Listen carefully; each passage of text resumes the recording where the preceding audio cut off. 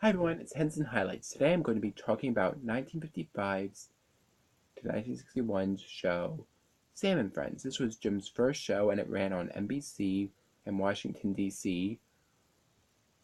twice daily in 5-minute segments. A lot of the show had Muppets lip-syncing to popular songs like That Old Black Magic or Tweedledee. The titular Sam didn't really speak much on his own other than lip-syncing. One particular number has him singing that song with Kermit, who was actually a lizard in his first appearance, a fact that's playfully referred to in other Muppet specials that I'll get to when we get to that point. And other characters included Yorick, a skull, and Harry the hipster, who has to be a precursor to Floyd Pepper, that's just so cool and suave and jazz. And one really fun segment has him teaching Kermit visual thinking, where images appear above his head and Kermit's reading it from a book, but then Harry shows him how jazz has a very different look to it. And so he has such long tirades that he forgets how he started them, so he can't erase them by doing the reverse. While Kermit's just stuck with simple letter puns like, I see what you mean. Or why. So, the Muppet signature humor really was shown here, as well as the various sketches being very much a precursor to the variety show of The Muppet Show, among other actual variety shows where the Muppets would appear. And, of course, as it is a Muppet production, there was always the standard humor. One sketch, Powderburn, parodies Wild West, and was also named Pun and Smoke, and Kermit asks about his boss, the sheriff, about the showdown and whether he's going to the showdown at the movie theater for a double feature.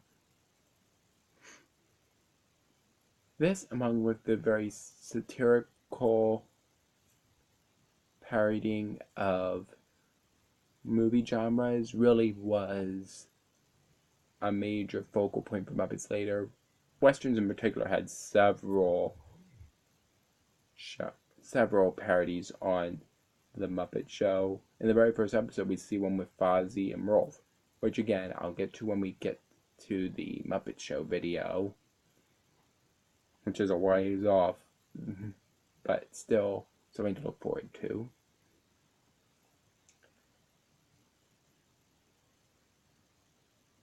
Other numbers from this show really appeared in the Muppet Show later, like Tweedledee is a notable example, which I wasn't able to see this version, but it was sang by J.P. Morgan in an episode of the Muppet Show, where Kermit even announces that it was their first real work, which is a nice little throwback. Other sketches that would appear multiple times include Glowworm, where Kermit eats or fingers worms and then a monster comes up. That would be repeated twice later.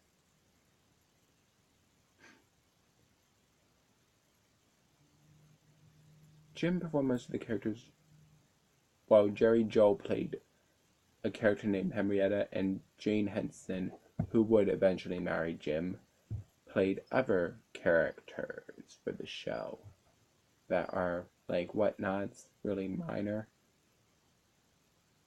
One really funny thing for the show is, similar to other 50 shows, it did commercials for its sponsors.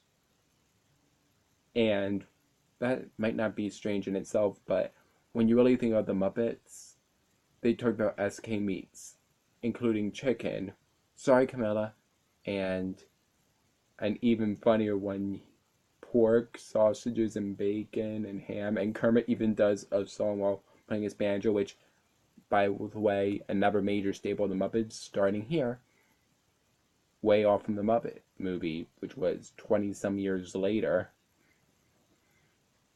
But just thinking about how Miss Piggy would react to that sketch, that promo, it's just funny to look back on and see how far the characters have come.